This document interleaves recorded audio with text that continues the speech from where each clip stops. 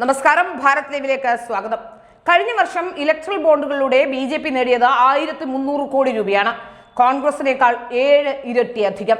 Electoral ബോണ്ടുകളിലൂടെ 2022-23 സാമ്പത്തിക വർഷം ബി.ജെ.പിക്ക് ലഭിച്ചത് 1300 കോടി രൂപയാണെന്ന് റിപ്പോർട്ട്.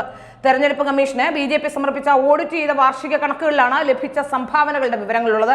അതേസമയം ഈ കാലയളവിൽ കോൺഗ്രസിന് ഇലക്ട്രൽ ബോണ്ടുകളിലൂടെ കിട്ടിയത് 171 കോടി രൂപ മാത്രമാണ്. 2022-23 സാമ്പത്തിക വർഷം ബി.ജെ.പിക്ക് സംഭാവനയായി ആകെ കിട്ടിയത് 2120 കോടി രൂപയാണ്.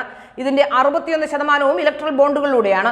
2021-22 വർഷം ബി.ജെ.പിക്ക് ലഭിച്ച ആകെ സംഭാവന 1775 കോടിയായിരുന്നു. ആകെ വരുമാനം 1917 കോടിയും.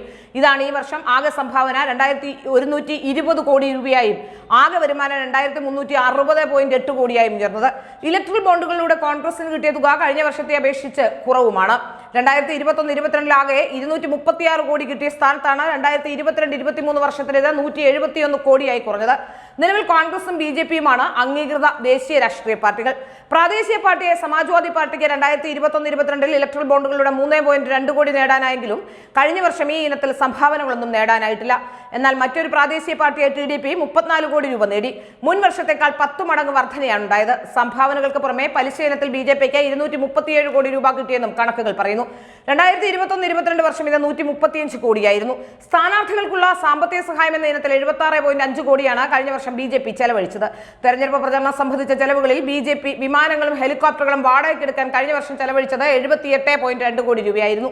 2021-22 വർഷം 117.4 കോടിയായിരുന്നു ഈ ഇനത്തിലെ ചെലവ്.